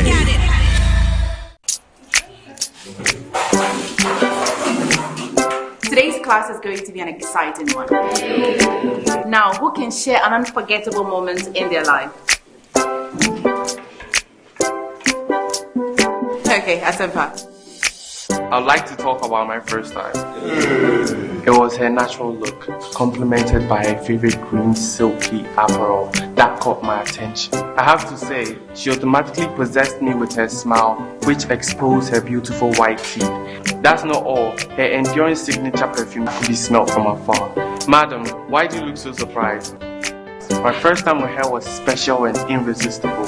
I'm talking about Cindy Rice.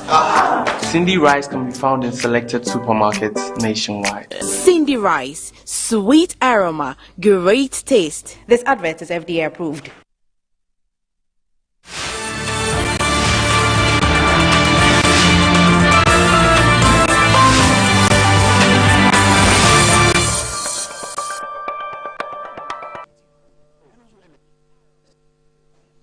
Welcome back, and the football analysis will continue here. This is Good Afternoon, Ghana. I told you my guest is Anthony Nukpenu, the Greater Accra Region Organizer of the NDC, and also a presidential staffer in charge of political affairs in the Greater Accra Region. We're talking about the NDC's branch executive elections and other matters, and that includes his own one. We'll talk about that. Also, Anthony, welcome to the program. Thank you. How are you? I'm okay. We're trying. We have to be here. Yes. We have to be here. Today, I'm sure most HRs would give out a lot of queries, or maybe they will understand. Oh, I think some states will have declared holiday for going through that difficult terrain of a football and winning at the last minute. And it was a tough one last night. But how did you see the game? Oh, it wasn't a bad game. It was a good game too. But I think as a start, we'll take inspiration that having seen what happened and the coach having also studied the various teams that have played, especially Croatia-England game, he will go and have a strategy towards how we approach England on Tuesday. And I pray that the players will connect more.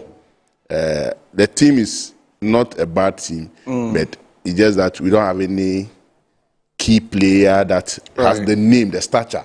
But it takes one to be able to shine when it comes to a tournament like this. And I think Fatau and Yurinchi are coming up yesterday, having seen their entry.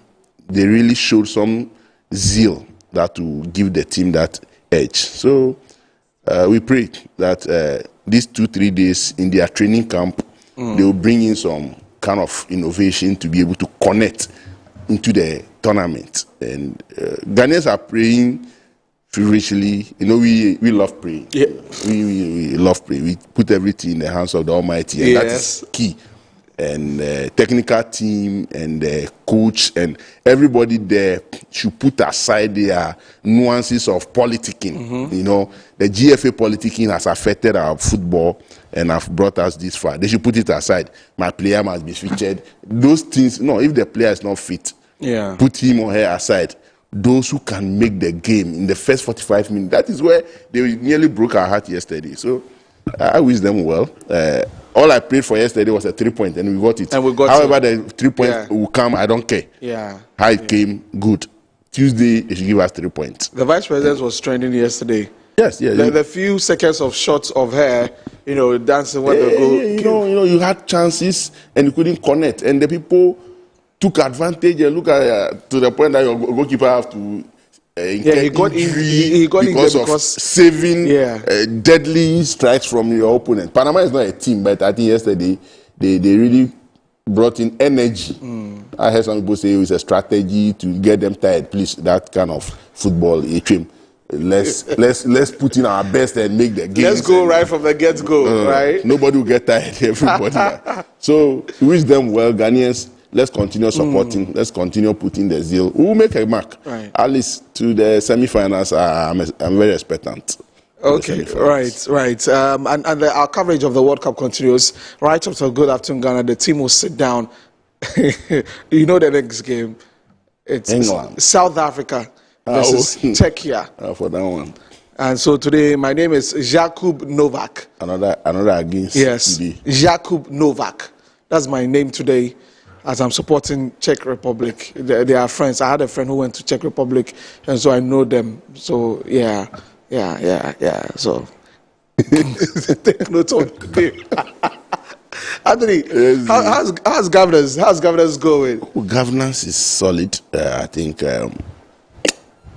we're really on top of our game as to the KPI set by the president for each of the ministries and departments and agencies. We are really tracking and we are on course. We also know some section of Ghanaians and especially our party folks are highly expectant of something that they expect should be happening, especially in terms of prosecution and other things. But the rules of justice, we all know, grind slowly because you cannot force a judge to determine the fate of an accused person when there are issues to be answered. So all we do is to make sure we appeal to our people to continue to support in terms of that the right time persons will be really held accountable to their stewardship in the past administration and even in current administration. In terms of development, be it roads, educational sector, health, and what have you, there's much progress into that to make sure stalled projects are completed and the new ones come up to get the country growing to the strength we are looking at. Roads are, especially trunk roads, are highly being connected in the country, and what people are expecting now is to see more of their community roads being fixed so that they can also be okay with their sector. Right. So I mean, governance is on top. Yeah. Talking about community roads, so let me mention that. Let me mention my own. Let me mention. Awoshi last stop. There's just a short stretch from the Awoshi last stop where the filling station is, just into the Bawisipi, the Merilusi area. It is terrible. Like it's a very short stretch. It is terrible, terrible. And in fact, Bawisipi roads, inner roads, west. One of these days, I'll pay a visit to the assembly. And my first will go for the drip machine and come and work on the roads. I think these are things the assemblies should be on top of their job to connect and fix. The machines are there, but it's all due to availability of funding to fuel them. But I always say that you can sit with the community, discuss with them. They can also, people in the community are ready to part away some funding by community contribution to fuel the machine to be able to buy a number of laterals to get their road motorized. So it's all about the community engagement. People will come up and help the assembly. So the MC, Felix Lamte and his team should be up and doing to live up to the expectation of the community people. All MCs, we have rallied them, we have told them, look, your core duty is engaging the people. Try to understand their core needs, not you going there with whatever you wish or you feel you have planned in the assembly. There are things that the people wish for, more pressing than what you have planned in the assembly. And when you achieve that or when you implement that for them, they are more happier with you. And by that way, when your revenue collectors get there, they are ready to pay. But if you have not put in anything, you can't go to fishing without a fish. A fish must go to catch a fish. So if you want more revenue to be generated from the people, you must fix some critical needs of them, and that's how they will also contribute towards the growth of the assembly's pace. Is that core of your work now as a political appointee for the region? Yes, of course, because everything we do, the drive home is how does it impact politically on the people. I must go to the people to tell them that we'll be able to do A, B, C, D. Politically, give us vote. Are you getting me? So if you are implementing decisions and politically it's negative, you are doing nothing. Are you getting me? Parties lose or win based on how best you have impacted politically in the implementation of your policies. So when you sit at national and you tout, I've done this, I've done that, but the people are not connected to it. Whatever politically, you are negative. And that is why we especially regional organizers, having gone through what we went through in getting the numbers to vote for us, we felt, look, we don't need to go to mainstream governance. We need to be between government and party, so that whatever government is doing, is it politically inuring to our benefit? If it's not, we need to quickly rally and advise government, look, let's connect this one this way, let's get this one this way. That is why we are political coordinators for the office of the president. Right. To be able to achieve an impactful implementation of policies. Policies are touted with slogans, with designs, with whatever. But at the end of the day, people don't connect with it. When people don't connect, politically, you are negative. Have you lost members? Or let me say, have you seen some of your members being just feeling laid back after the party came to power? We've not lost members, but frankly, or truth be told, we have members who feel disgruntled. For now, what is happening? Because I would say, one, maybe the party, we have not reached out more. Okay. To let them understand and connect to government implementation. Right. Two,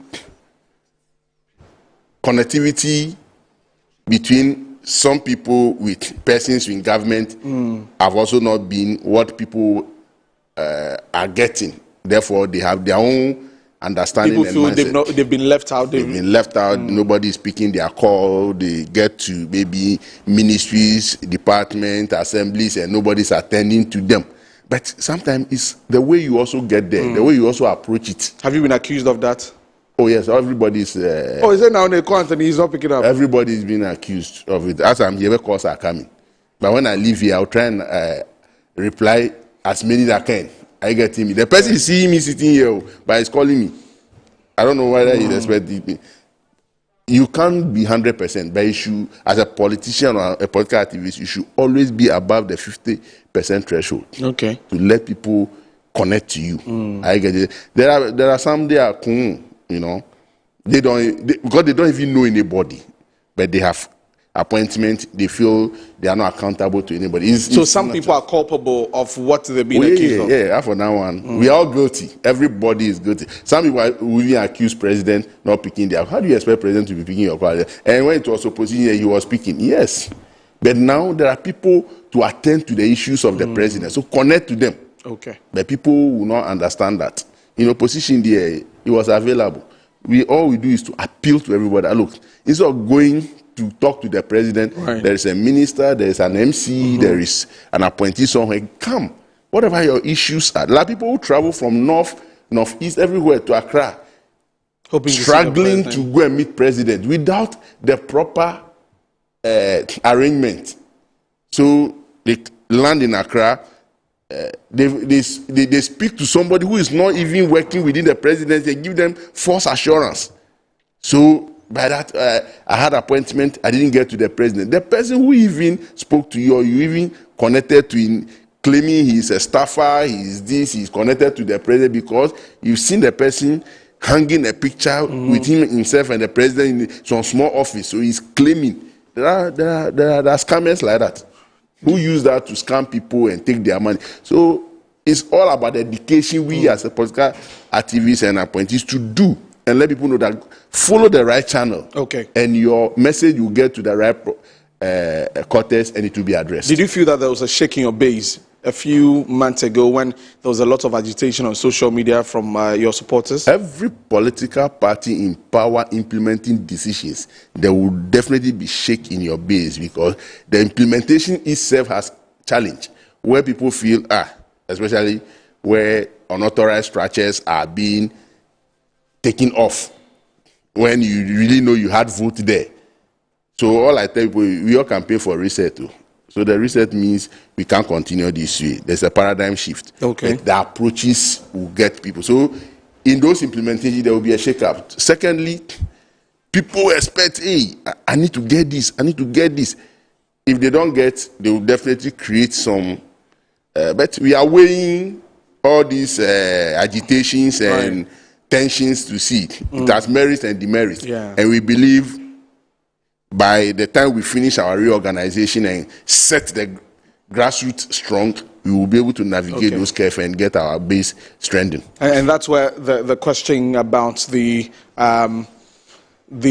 opening and the closing of the election, and how did that go for the Greater Accra region? You've told us that almost 10,000 new persons have registered.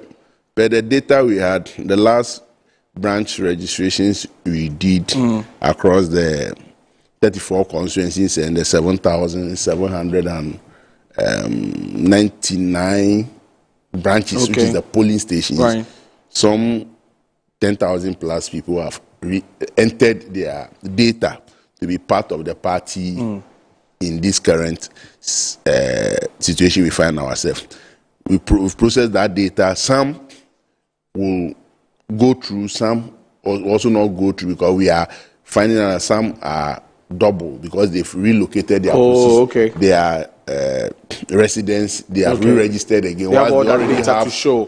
So we'll realign all those things and at the right time we'll come with the fine data, but it will not be less than 8,000 plus. But continuous registration will go on. Secondly, we did a opening of nomination for persons who are willing to be executives in the branches, which is the polling station. And at least for now, most of the sitting executives have reapplied, and we expect to have some 70,149 executives in the Greater Accra region. The data shows that some 75,000 plus have filed. So elections are going to be conducted, but about 80% of the branches, which is the polling stations, are largely going unopposed. People have confidence in their 9 executives who led the party in the last election. Yes, 1 or 2 have been called to glory, and they have been those vacancies are being filled by other new persons. So come this Saturday is the start of these branch elections, which would be doing more of acclamations and inauguration of those areas that there are no contests, having vetted and authenticated their nomination forms and see them worthy of managing the party in that branches. We'll be doing a lot of acclamations this weekend and within the week. And then those areas that we have 1 or 2 positions being contested by 1 or 2 people will take time to be able to get them elected by the members of the party within that branches. Then we done by 11th of July. So we are working within a football area where we know everybody. Yeah, everybody's busy with the World Cup, but you still need to get it done. And then that is why we have on the screen action, not talk. Anthony. With the opposition, you think you can serve the party in a higher capacity as a deputy national secretary? Well, yes, that is a call that has come to me as an individual to consider a national position in the coming organization. You are working with people, and people believe in you. People see you that you can step higher. I've served the Greater Accra region for the past 16 years. I think I've contributed my quota in putting the party in the right shape. And if I have to take a next political decision, either to bow out from party activism or I go further to a national position. So that call has come, is being processed for an election, and we are doing a lot of engagement and consultation of people to see whether my credential is good in standing with the system. Don't you think it is? Oh yes, for me, I think I'm ready for that cause. I stand tall to compete any of the national positions, apart from national chairman, any of the national. Oh, you don't like national chairman? Or you I think I'm still young to put that burden on my chest. Is it not about the ideas that you can help the party with? Yes. To be a national chairman of a political party like the NDC, you need to have the chest. I don't have it. You see, some of the things when you went, carry it yourself, you'll be having problems. But for the deputy national secretary, deputy general secretary, the general secretary is a position to assist the general secretary, and the general secretary is the epitome of or an embodiment of the party. Okay. And for that office to really function as the head of secretariat with 2 deputies, you need deputies that are versatile, that can connect with the regions and the constituencies, that really understand the issues, that can communicate the operations of the general secretary. Right. Because most of the decisions are administrative.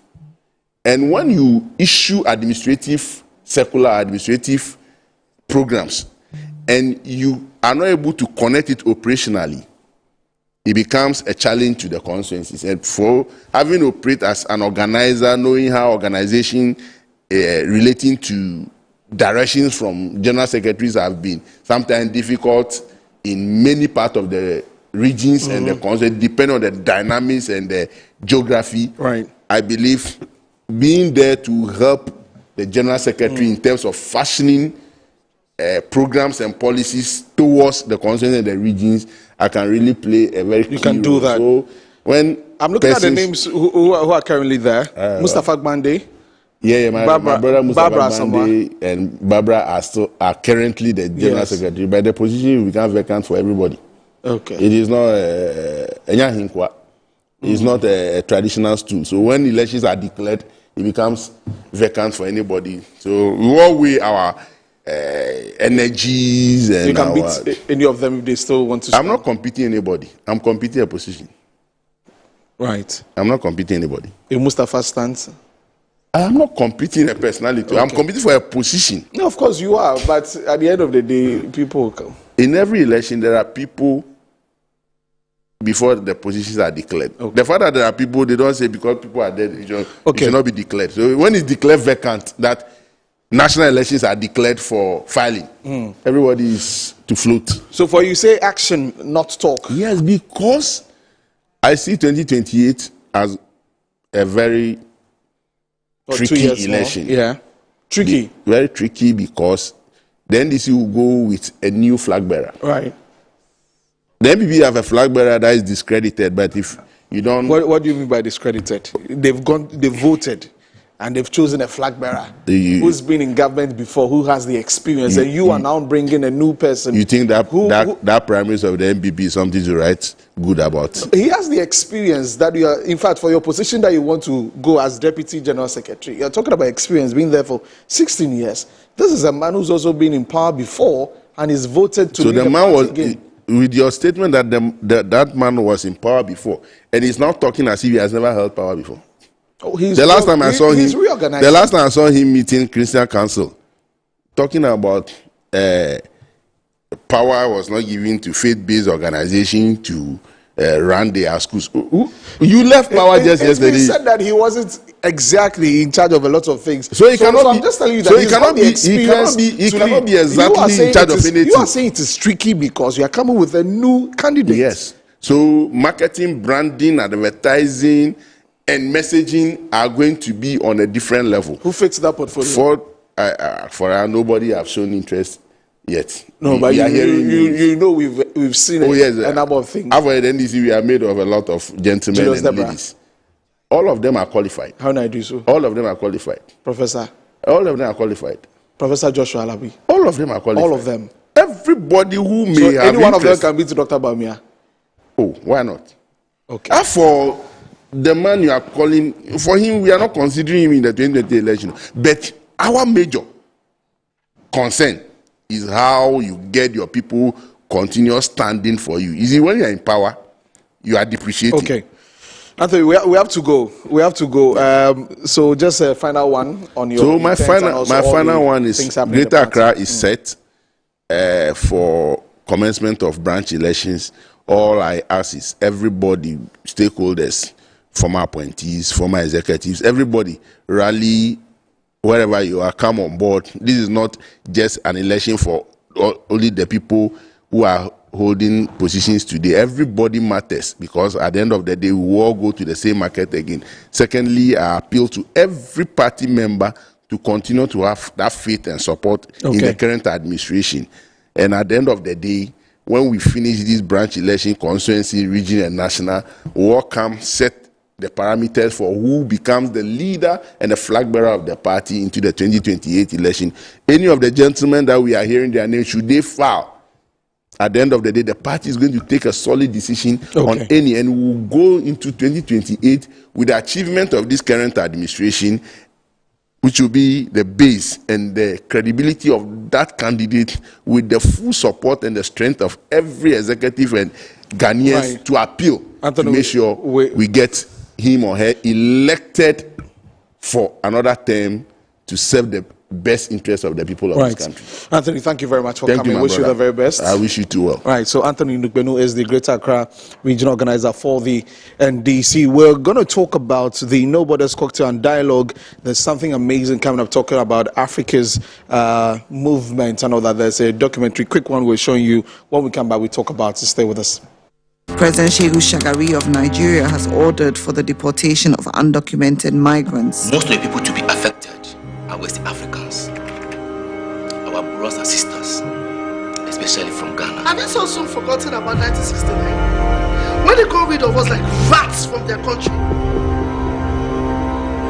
Migrants are human beings. How about that? Where are you coming from? Nationality! Oh, Ghana. Ghana.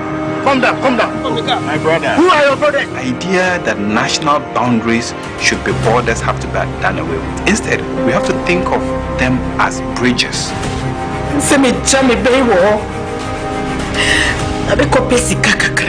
We have to humanize migrants. We have relatives, we have friends who are migrants, and we ourselves might in future be migrants as well.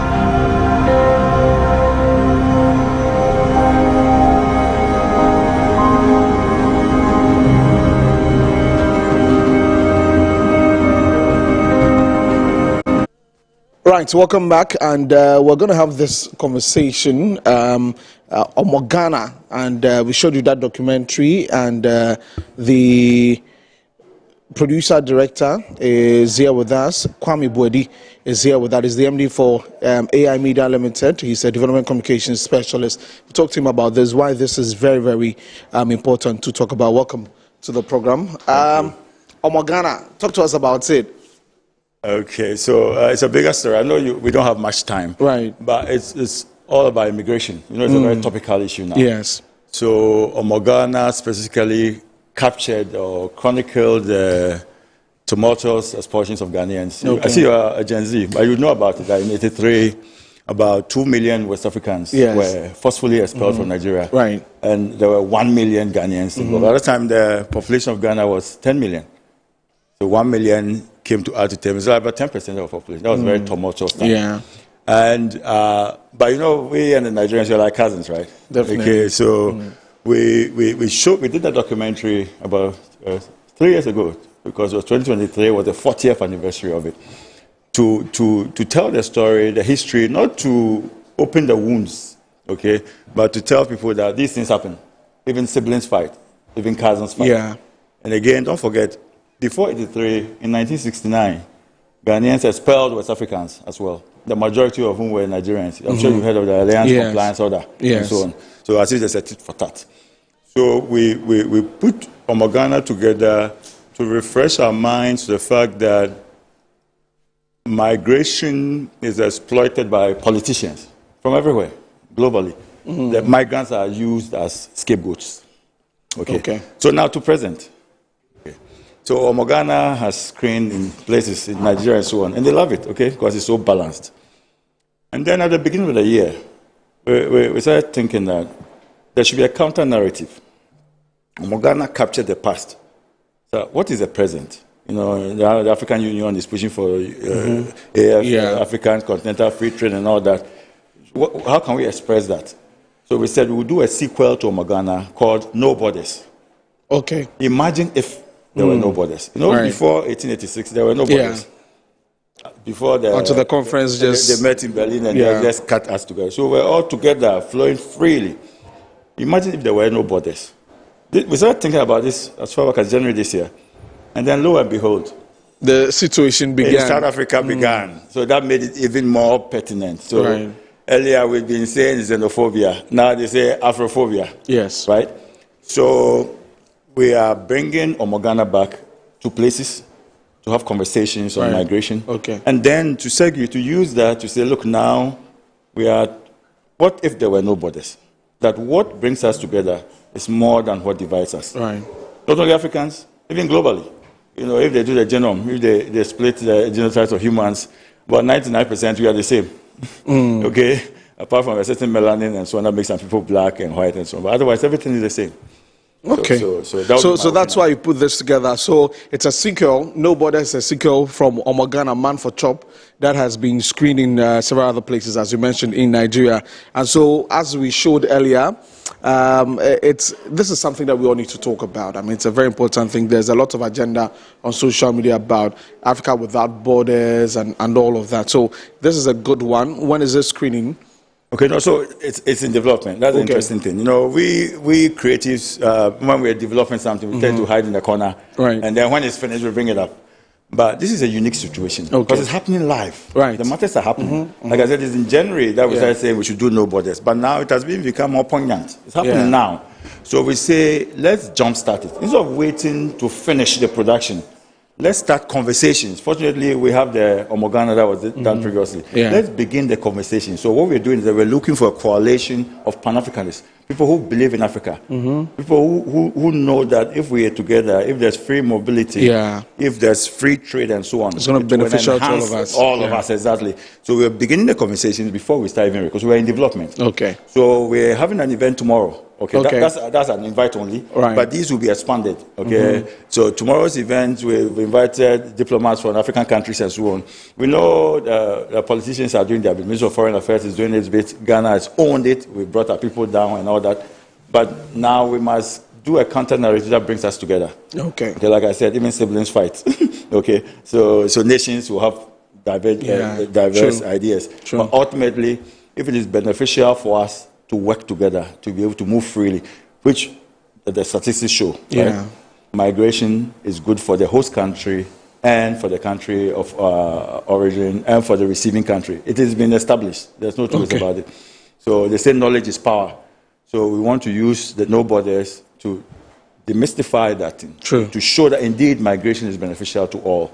And we are beginning the conversations even before we start recording. Do we have a timeline as to when the... So like I said, it's invite only, but tomorrow's it's between 5 and 10 to be at Ghana Club. That's invite only. Only. And but you know, let me also thank Metro Ignite Media, because we are looking for a coalition of Pan-Africans, and you guys fortunately are one. We are working. We are doing this in conjunction with the National Commission for Culture, the Coalition for Civil Societies in Migration, the GIZ, and we are opening our hands. So that's one of the reasons why I'm here, promoting that any individual or entity who believes in Africa, who calls themselves Pan-Africans, who are progressive, you can reach out to us and you can be part of, join this movement, this thing, so that the conversations are beginning even before the film comes out. Right. So this is a very important conversation that we all need to have. I mean, we've talked about how difficult it is to even move from one country in Africa to another, as compared to even going to Europe and moving from one country in Europe to another. We see our friends who just move around one day, they could just move around several other countries. But even from here to Togo, sometimes there are a lot of issues, on the stretch. And this is what this seeks to address. So, we would wrap up on this, but any final thing you want to add before we can go? The final thing is, like I said, it's a movement. It's now starting. Although tomorrow is a closed event. We, especially since the South African event, we said, look, let's open it up. So there'll be more open for and so on, that to invite many more people. But finally, that knowledge is power. Right. Okay, so whatever you do, you must do it from a position of knowledge. Okay. And so that's what we want to preach. Right. That if we are knowledgeable about the good things that migration brings, then we will all push it in the progressive. All that's happening is lack of knowledge. I mean, exactly, that's what it is. So thank you very much, Kwame Boadi. He's a writer, producer, director, and for those of you who don't know, he was the producer of the hit series Sun City, producer of world-acclaimed historical feature Good Coast, and for this documentary, he is the producer-director. Also, thank you very much, sir, Thank for you, coming. sir. Thank you. And that's how we're wrapping up the show for today. Many thanks for joining us here on Good Afternoon, Ghana. Kudos to the production team. And once again, after here, we're bringing to you the FIFA World Cup coverage at the game between Czechia and South Africa. As I mentioned, my name today is Jakub Novak. And so, catch you later. We'll be back at 7 with the news tonight. Enjoy the rest of our programs. Bye-bye.